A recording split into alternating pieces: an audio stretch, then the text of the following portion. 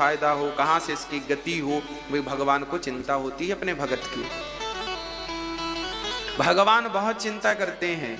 जैसे माँ बच्चे का साया बन करके उसकी रक्षा करती है, ऐसे भगवान भक्त का साया बन करके उसकी रक्षा करते हैं। एक बार कोई भगवान की शरणागति ग्रहण करे तो सही, एक बार ये कहे तो सही कि प्रभु मैं आपका हूं। हाँ, हम ये कह नहीं पाते ना कि प्रभु आप हम। भगवान शंकर ही बांसुरी बन करके कन्हैया के हाथ में ये जो बांसुरी है ना, कौन है ये? भगवान शंकर। इसलिए भगवान शंकर ही बांसुरी के रूप में उपस्थित हैं और आज भगवान शंकर ही उनके वाणी से बज रहे हैं, स्वर निकाल रहे हैं। इसलिए आनंद से आज ठाकुर जी ने सुंदर सी बांसुरी हाथ में लेकर मां यशोदा ने लाला को दर्शन कराया, शंकर जी को ब्रजवासियों को दर्शन कराए। अब बड़े हो गए भगवान, 6 दिन के हो गए। एक दिन मां यशोदा दूध पिला रही थी, ज्यादा दूध पी लिया तो पालकी पे लिटा के मां झूला झुलाए लगी। अब झूला झुलाए रही थी तो कन्हैया सो गए। अब सो गए तो मैया को लगा मैंने एक काम कर लूं, तो काम करवे लगी। तो 1 घंटा बाद भगवान की नींद खुल गई। अच्छा, मैया काम में इतनी व्यस्त है गई कि लाला की तरफ ध्यान ना दे सकी। तभी पूतना मौसी का आगमन हो गया। पूतना लोक बालघिनी राक्षसी रुधिरासना जिघांसया पहरये स्तनम दत्वाप सदगतिम। पूतना छोटे छोटे बच्चों को मारा करती थी। अच्छा, ये पूतना कौन है? ये पूतना जानती हो मेरी मां कौन है? ये राम अवतार में भी थी पूतना। क्या थी? मंथरा, नाम मंथरा मंदमती दासी।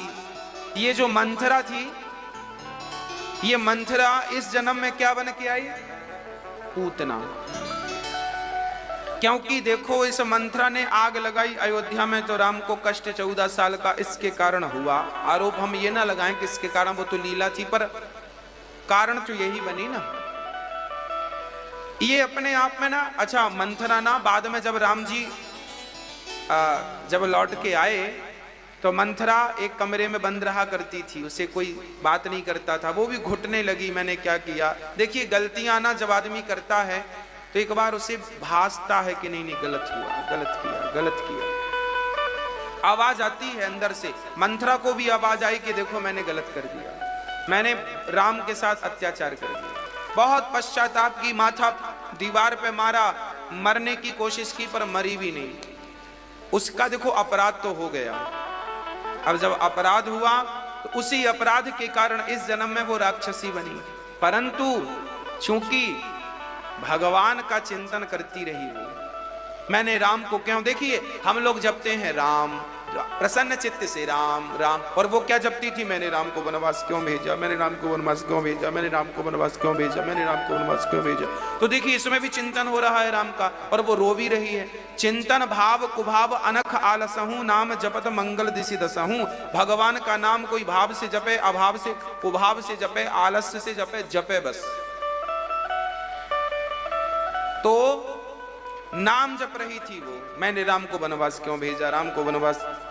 जब तक उसकी सांस रही तो यही जपती रही कि मैंने राम को वनवास क्यों भेजा, मैंने राम को वनवास, मैंने क्यों राम को वनवास, मैंने राम को वनवास, बस।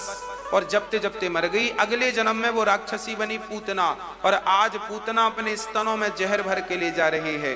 बड़ी सुंदर बन ठन के गई है पूतना मौसी। अच्छा, पिछले जन्म में भी अच्छी नहीं थी, इस जन्म में भी अच्छी नहीं, पर अच्छा बन के गई है। राम आज कन्हैया 6 दिन के हैं तो अपने स्तनों में जहर भर के गई है। देखो तब इसकी वाणी में जहर था, तब कहां जहर था? इसकी वाणी में, और अब इसके स्तनों में जहर है। जहर तो देखो दूसरे जन्म में भी छूटा नहीं। कब छूटा जहर? जब पूतना ने रूप बदल करके भगवान कृष्ण की तरफ बढ़ी और भगवान श्री कृष्ण ने पूतना को देखते ही पालकी पे जाग गए थे, पर पूतना को देखते ही भगवान ने अपने नेत्रों को बंद कर लिया। अच्छा, भगवान ने नेत्र बंद क्यों किए? भगवान ने नेत्र इसलिए बंद कर लिए कि यदि मैं इसकी तरफ देखता रहूंगा तो हमारे भगत नाराज हो जाएंगे। क्यों नाराज हो जाएंगे? अरे भगवान बोले ये हमें मारने आई है और अभी हम इसको तार देंगे, इसको देख लेंगे हम, तो भक्त कहेंगे लो हम तपस्या करते हैं तो हमारी तरफ तो देखते नहीं हो, और जो जहर पिलाने जा रही है उसकी तरफ टुकुर टुकुर देखते हो, तो भक्त नाराज ना हो जाए, इसलिए भगवान ने आंखें बंद कर ली ताकि भगवान कह सके देखो जी हमने तो देखा ही नहीं था उनको। तो भगवान ने नेत्र बंद कर लिया। अच्छा, नेत्र क्यों बंद किया? इसका भी एक भाव है। भगवान कहते हैं कि पूतना अपने तन को सजा कर आई है। पूतना ने क्या सजाया है? अपना तन। और भगवान कहते हैं जिसका तन सुंदर है जरूरी नहीं है कि ऐसों को मैं देखूं, पर जिनका मन सुंदर है ऐसों को जरूर देखता हूं, यह निश्चित है। इसलिए श्रृंगार करना है तो कभी भी तन का श्रृंगार ना हो, श्रृंगार हो तो हमारे मन का श्रृंगार हो। निर्मल मन जन सो मोहि पावा, मोहि कपट छल छेद्र न भावा।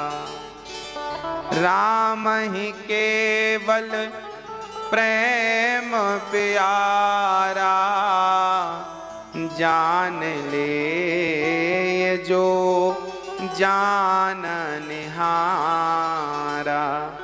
मिलहि न रघुपति बिनु अनुरागा, किए जोग जप ज्ञान विरागा। तो भगवान क्या चाहते हैं? भगवान तन की सुंदरता नहीं चाहते, भगवान तो मन की सुंदरता चाहते हैं। निर्मल मन जन सो मोहि पावा, मोहि कपट। कपट बिल्कुल पसंद नहीं है भगवान को। अच्छा, आप लोगों के अंदर कपट है कि नहीं? मैया जी, ओ मेरी माँ, आपके अंदर कपट है कि नहीं?